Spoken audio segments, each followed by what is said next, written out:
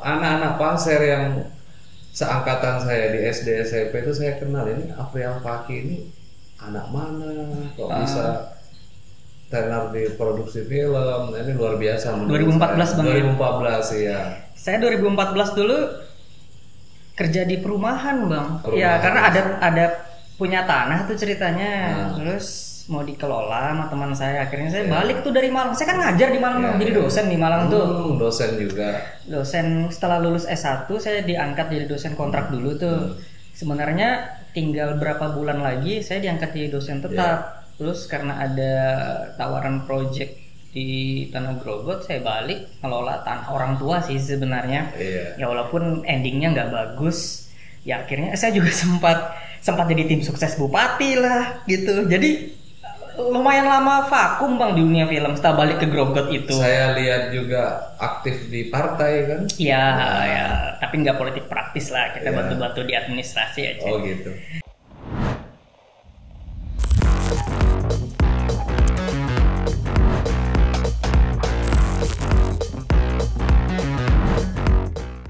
Festival ya makanya buat film tentang sawit. Ya itu festival film sawit Bang, itu bergengsi di Indonesia sebenarnya. Tapi luar biasa Mas Waki, dapat peringkat 3 kan? Oh itu nggak nyangka Bang, pesimis saya awalnya. Saya lihat karya teman-teman, wah udahlah ini profesional semua ya. Udahlah saya ngomong sama istri saya sama teman-teman, kita banyak tawakal. Cerita sedikit lah tentang prestasi yang terbaru ini. Sawit Gimana itu ya. ceritanya? Jadi itu sebenarnya agak spesial sih bagi saya. Kenapa? Karena di situ yang ikut orang-orang sangar semua Bang. Konten kreator nasional semua ikut di sana. Jadi saya merasa bangga banget gitu loh. Sementara ini kreator Pasir ya. Saya di sana saya juga lihat ini yang dulu pernah juara di beberapa event nasional juga ikut juga di situ. Berat bilang saya ini keren-keren juga videonya. Saya juga nggak nyangka itu. Jadi itulah yang bikin agak bahagia banget gitu loh. Kita berada di tengah konten kreator yang juga keren-keren gitu loh Bang. Jadi ya saya merasa bersyukur banget gitu loh. Ya kita udah nggak bakal juara gitu ya. Sampai selesai perayaan ulang tahun Bapak itu nggak ada juga ya kita dapat kabar gitu. Dapat kabar. Memang ada sih live gitu ya, cuma mungkin karena jaringan juga waktu itu, karena jaringan nggak stabil, jadi kita lihat langsung yang juara satunya ditampilin. Kita nggak pernah dihubungin juga. Biasanya kalau ikut kompetisi itu yang juara itu dihubungin dulu tuh buat persiapan nanti. Biasanya kan, juga diumuminnya dari yang paling bawah 3, 2, 1 kan gitu. via Zoom ya cara itu. Jadi nanti kita diumumin dikontak dulu, biasanya kata sambutan atau apa, ini nggak ada. Udah berarti kita itu ciri tanda-tanda kita nggak ada perjuara. Terus jam 12 lewat anak saya bangun gitu kan. Jam 12 malam. 12 malam tuh anak saya bangun, pindahin dari ayunan ke tempat tidur. Ya buka itu handphone sebentar, langsung ada masuk informasi itu. Lihat tuh juara 3. Udah saya langsung sujud syukur malam itu Bang. Jam 12 lewat itu udah sujud syukur langsung. Istri saya tidur. Saya pengen ngasih tahu besok pagi gitu. Kali ini dia udah tahu juga. Udah tahu dia liatnya kapan. Akhirnya ya dia langsung bangun, langsung meluk saya, udah ucapin selamat. Nggak nyangka juga, saya diam aja. Ini kayak nggak percaya juga sih kita dapat peringkat ketiga dari event. Tapi luar biasa itu Mas Fakih. Saya juga sebagai warga Pasir itu merasa ikut bangga. Ya alhamdulillah. Ada anak Pasir yang sudah berbuat mengharumkan nama Pasir. Nah, ini kan luar biasa. Itu berapa lama sih dibuatnya film itu? Nggak sampai seminggu Bang. Nggak sampai seminggu. Jadi itu saya dapat informasi dari teman waktu itu.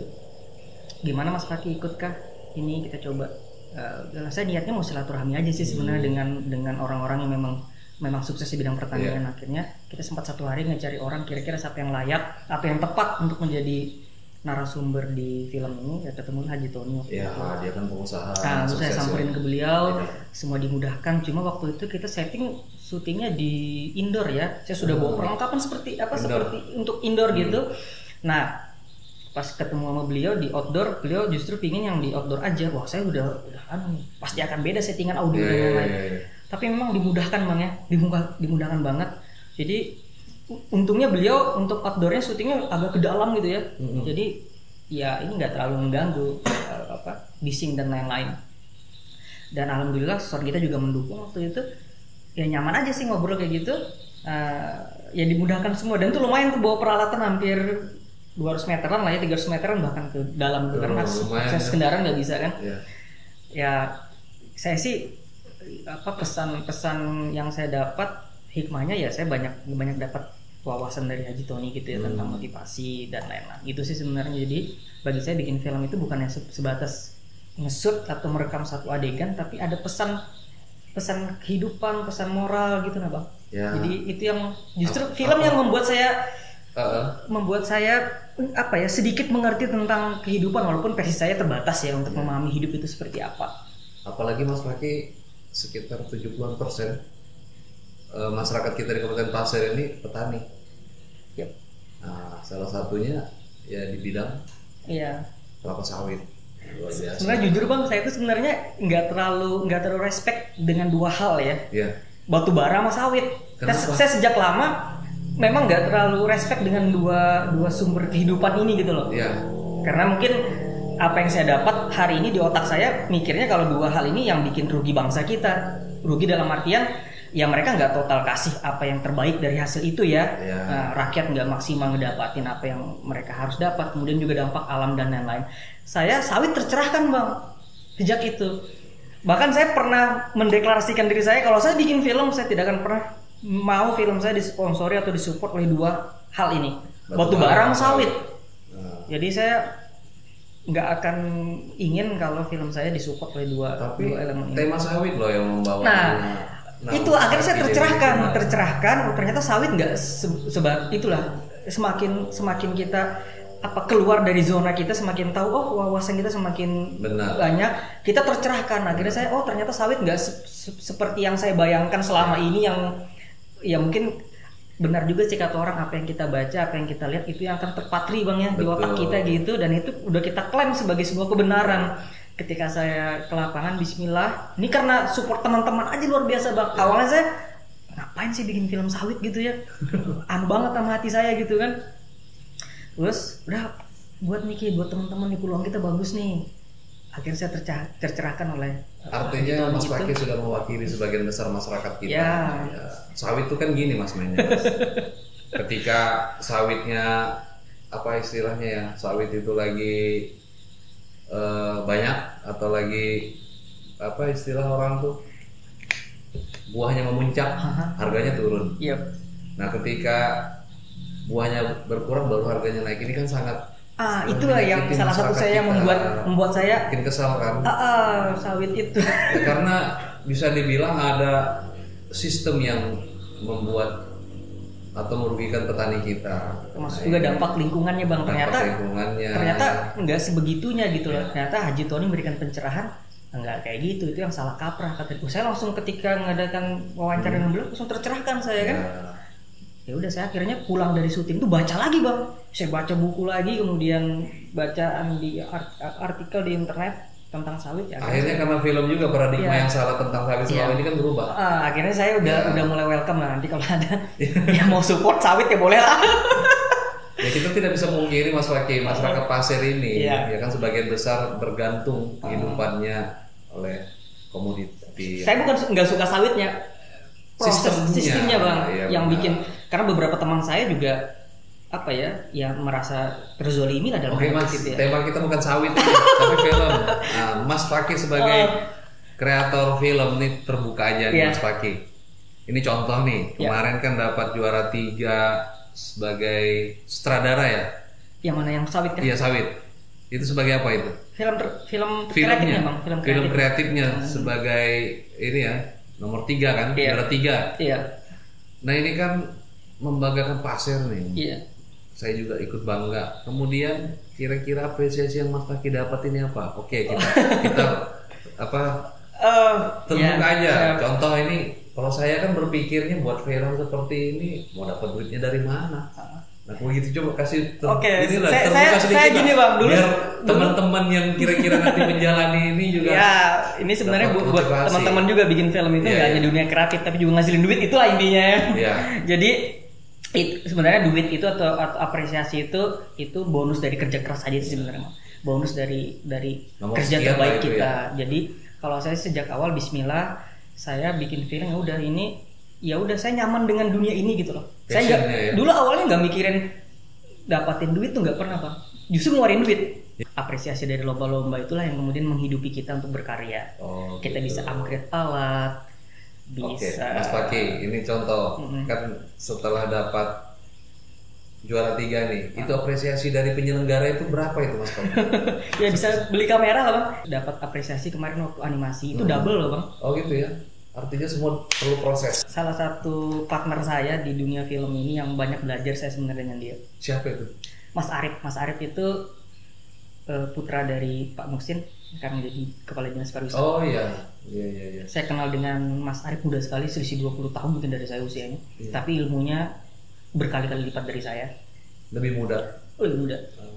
Jadi saya banyak belajar dari dia.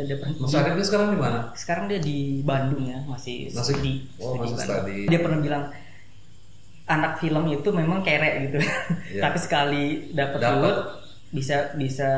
bisa terhapuskan semua ya kemarin. bisa bikin orang tua naik haji, bisa bikin rumah, bisa beli ini kayak gitu. Sama terbayarkan semua masa depan. Ya, gitu jadi ini sebenarnya dunia film ini peluang cuannya bagus. Nah itu harapannya ke depan seperti apa? Masa depannya kalau di pasar sendiri sih ya kita nggak sementereng di luar sih sebenarnya. Cuma ya saya bukan itu menjadi kendala untuk berhenti terus berhenti untuk berkarya ya. Iya. Saya pernah mendeklarasikan diri saya Bang. Jadi saya nggak usah muluk-muluk pingin jadi sutradara sebesar Mas Hanung atau Mas Angga yang idola saya. Yang lagi tenar sekarang. Joko Anwar. Yeah. Saya terlalu wah banget ya. Saya selesaikan perjuangan saya di lokal dulu di pasar. Seberapa banyak potensi pasar yang bisa saya angkat menjadi sebuah film. Jadi, nah ini menarik. Artinya selesaikan dulu di lokal. Kira-kira target apa sih yang harus mau diselesaikan di lokal di seputaran pasar? Bikin film panjang Bang. Film panjang. Bikin film panjang. Belum pernah ya. Saya ingin menjadi anak pasar pertama yang garap film panjang di Republik Durasinya Pasar. berapa lama itu? Maksimal 90 menit. 90 menit. Nah kemarin kan sudah itu mewakili cerita sekelumit cerita lah di kehidupan yang ada di pasir. Terakhir itu Labatula. Nah yang saya juga diundang. Iya jadi pemain dan jadi produser loh. Sebagai narasumber aja sih sebenarnya. Tapi itu luar biasa mewakili permasalahan yang sebenarnya inilah yang terjadi di Kabupaten Pasir. Nah itu idenya dari mana itu? Itu ceritanya dari cerpen Ibu Rahmi, kepala sekolah SMK Kertanegara. Dia ngupload di Facebook. Terus saya baca bagus nih ceritanya. Akhirnya saya setelah baca itu langsung aja pingin ngebuatin film. Sebenarnya film Luka Labatula itu menjadi film pendamping untuk film panjang saya Bang. Oh begitu. Itu film panjang Gerimis di atas kertas itu sudah lama mau saya perjuangkan, cuma nggak kesampaian. Sebelum saya menikah sampai saya suruh punya anak, saya kayak punya hutang gitu loh Bang dengan masyarakat karena sudah terdeklarasikan saya mau bikin film itu. Apalagi sempat disupport oleh almarhum Pak Yusriansyah Syakawi kan. Oh gitu. Saya sempat foto bareng sama beliau dengan novel itu. Tapi novel itu sudah nongkrong di Perpustakaan Nasional, makanya kita udah bikin soundtracknya tuh Bang. Udah ada 2 soundtrack. Gitu. Ada nggak Mas Fakih yang terlibat langsung sebagai pemainnya di situ? Pernah ya? Iya. Oh gitu. Berapa film? 1 film dan saya cuma nongkrong sebentar. Gitu. Itu luar biasa itu. Saya pernah bikin film kedua itu kontroversi juga sih sebenarnya, sempat saya diajak duel sama orang Bang. Gitu. Diancam saya bahkan Bang. Kenapa? Jadi film itu ya waktu itu kan zamannya Ahok. Ahok yang kafir mengkafirkan tuh. Ya, saya bikin film lah tentang kafir menurut saya gitu kan. Nah, terus ada yang nggak setuju gitu kan. Akhirnya ya diajak adu fisik gitu. Diajak duel di mana? Oleh orang mana? Orang Grogol juga. Waduh. Diajak duel di hanya karena habis nonton filmnya Mas Fakih atau gimana? Iya, jadi makanya saya tarik kan film itu. Oh gitu. Diajak duel di mana lupa saya. Di mana lah? Jadi diladenin itu? Enggak lah, ngapain saya. Nggak usah ya. Nah Mas Fakih, kembali ke perhatian pemerintah nih. Iya. 2 tahun menjalani membesarkan nama Pasir lah sebagiannya kan. Itu luar biasa ya, itu menurut saya. Ini juga sudah prestasi terbaru nih. Ya. Kira-kira selama ini bentuk perhatian dari pemerintah seperti apa? kalau bilang orang selama lemahnya iman tuh doa bang ya. Iya. Itulah support terbaiknya gitu ya? Doa, ya kata-kata. Nanti mudah-mudahan dengan podcast ini kita gelitik lah pemerintah bahwa membangun itu nggak semata-mata infrastruktur. Iya betul bang. Membangun tuh SDM termasuk hal-hal seperti ini anak mudanya harus dibangun. Makanya saya ingin buktiin gitu loh. Ini luar biasa ya. Apa ya? Saya pernah bilang ke teman-teman kalau sejak awal kita berharap support pemerintah, kita nggak bakal bertahan lama. Iya. Saya bilang pemerintah juga banyak pekerjaan yang lebih hebat, betul, lebih penting dari tapi kita. Tapi salah satu pekerjaan sebenarnya. Jadi, membangun sumber daya manusia itu penting. Jadi kita berjuang sendiri dulu bang. Ya. Berjuang sendiri. Alhamdulillah bisa bikin pasar senang. Itu dengan sendirinya nanti. Ya, harapan. Jadi harapan nih ke pemerintah apa nih? Ya support sih bang ya, support. Supportnya dalam bentuk apa? Untuk support di balik layar perlengkapan syuting gitu ya, itu mereka ajukan proposal gitu kan, tapi pemerintah yang dampingin bang, dibawa kemana gitu loh. Saya dapat poin sudah. Artinya butuh pendampingan. Ya karena kita juga sadar pemerintah juga punya budget yang lebih concern kepada hal yang lebih penting gitu kan. Iya, bisa dibagi itu jadi peralatan dan lain-lain. Kira-kira itu sangat membantu. Sangat banget bang. Contoh sederhana ya, untuk perbandingan peralatan. Kalau misalnya peralatan kita di bawah standar, kita lebih kerja keras, gitu. setting lightingnya, kemudian proses editingnya. Tapi justru itu yang kita syukurin. Kita lebih dalam lagi belajar. Terus sebenarnya bukan hanya peralatan sih yang support bang. Yang kedua itu pasca produksi pemerintah mau ngasih apa gitu bang. Jadi bukan hanya proses produksi, support finansial, nge-support peralatan. Setelah kita punya film, pemerintah juga harus hadir gitu bang. Hari ini kan kita punya film nih, mau nonton di mana coba? Bentuk hadirnya gimana nih? Coba kasih gambaran. Ya, misalnya kita punya film nih, mereka membantu untuk proses nonton film itu. Saya pengalaman bang, waktu saya punya film yang saya garap agak panjang waktu itu, hampir setengah jam, Negeri Impian. Yang di Oto Sadurengas.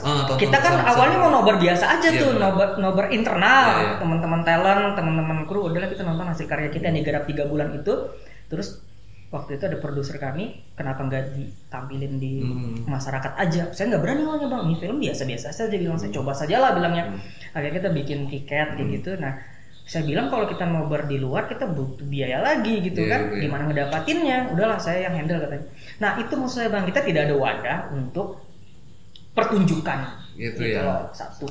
Terus yang kedua, saya juga banyak belajar dari teman-teman di Balikpapan. Teman-teman di Balikpapan tuh ada satu punya komunitas membantu teman-teman pembuat film di Balikpapan. Kemudian karya-karya mereka itu dikumpulkan ke mereka. Mereka yang mencari wadah untuk nonton. Itu diputar di CGV loh bang. Tapi kan begini Mas Paki, sekarang kan sudah ada sarana yang luar biasa seperti YouTube tuh, semua orang bisa nonton. Tapi cuma rasa kan beda bang. Satu, yang kedua apa ya, bisa dibilang belum kan beda pendapatannya ya. Bukan hanya soal cuan ya. Nah, ini bang, apa ya, kalau abang bikin film terus film abang ditonton itu di banyak orang, itu rasanya bahagianya luar biasa. Itu kita kayak merasa bermanfaat bagi orang gitu loh. Jadi langkahnya begini kalau menurut saya ya, Mas Paki produksi film, ya kan, kemudian ya bisa di ini apa, ditonton dulu di bioskop gitu, maupun kita di pasar kan belum ada bioskop nih. Sekarang memang film pasar ini bisa peluang nonton di bioskop bang. Saya pernah ditawarin soalnya gitu. Jadi teman-teman Balikpapan itu, kalau Mas Paki punya film, ayo kita muter. Berarti bisa di XX1, di 21. Sekarang sih mereka partnernya dengan CVG yang di Balikpapan Plaza itu ya. Nah itu kan untuk bisa nongkrong di sana kan butuh administrasi. Nah, si komunitas ini tadi bang yang membantu, dia yang melingkan ke pemerintah Balikpapan juga support luar biasa. Support Balikpapan menurut saya kenapa nggak kita coba di pasir sendiri? Seharusnya bisa kalau misalnya pemerintah benar-benar. Nah ini podcast ini dengan diskusi kita ini ya kita bisa membuka jalan lah supaya pemerintah artinya memberikan sedikit perhatian kepada teman-teman seperti Mas Paki. Sementara ini kan kita masih pandemi nih. Tapi untuk ke depan juga sudah harus dipersiapkan hal-hal begini. Mas Paki tetap berkarya, teman-teman yang lain juga tetap berkarya. Setelah itu pemerintah harus sambut. Ya, ini seperti yang Mas Paki sampaikan, karya ini mau diapakan? Keterbatasan saya hari ini, saya harus lebih memberanikan diri lagi, mengeksplorasi. potensi lokal kita yang bisa diangkat menjadi sebuah film gitu. Gitu ya. Ini juga yang, nah disinilah saya Jadi juga berharap tantangan ya. peran pemerintah juga yang memberikan akses edukasi, setidaknya menghadirkan, tadi benar kata Abang, support pemerintah nggak harus dalam bentuk fisik ya, duit kayak gitu. Mereka menghadirkan orang keren di dunia film gitu, nongkrongkan ke pasar gini, dia cerita tentang pengalaman dia, itu kan ilmu banget ya.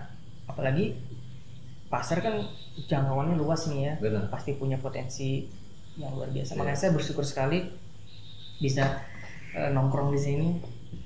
Ya, saya juga punya kepentingan Mas Paki, makanya saya undang Mas Paki. Soalnya menurut saya Mas Paki ini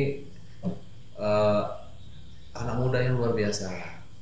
Nah, kira-kira pesan-pesan Mas Paki lah untuk anak-anak muda kita, adik-adik kita yang mungkin ke depan akan ikut di bidang Mas Paki ini sebagai sutradara film atau konten kreator. Ini kan kalau menurut saya sih nggak jauh beda sih bidang-bidang itu kan. Jadi sebenarnya hari ini siapapun bisa bikin video, Bang. Iya, benar. Dia punya handphone, dia bisa bikin Sudah video. bisa. Nah, cuma video yang bercerita itu yang berbeda ya. Nah, video yang bercerita itu yang saya sekarang serius ya ke dunia film atau sinematografi.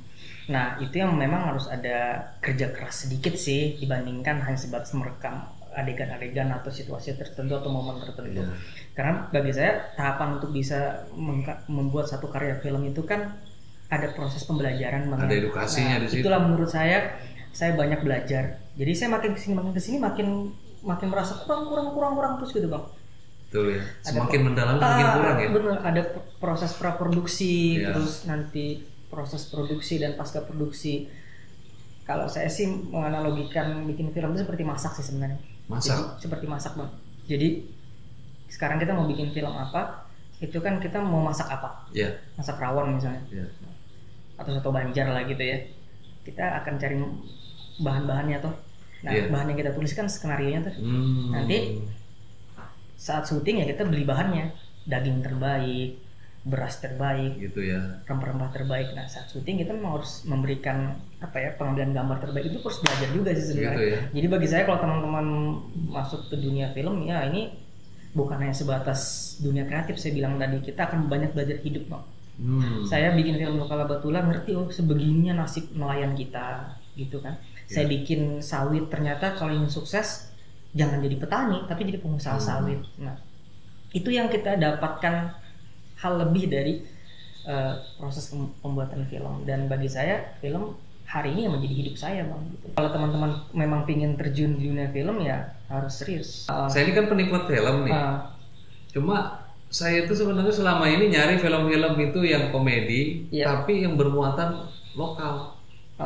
Nah, gimana tuh kira-kira ke depan bisa nggak sih? Ya bisa, Bang. Itu kan dia sekarang udah banyak contoh lah teman-teman di Kalsel dia juga udah mengedepankan. Di Samarinda tuh kan ada dia kearifan lokal dengan bahasa lokal.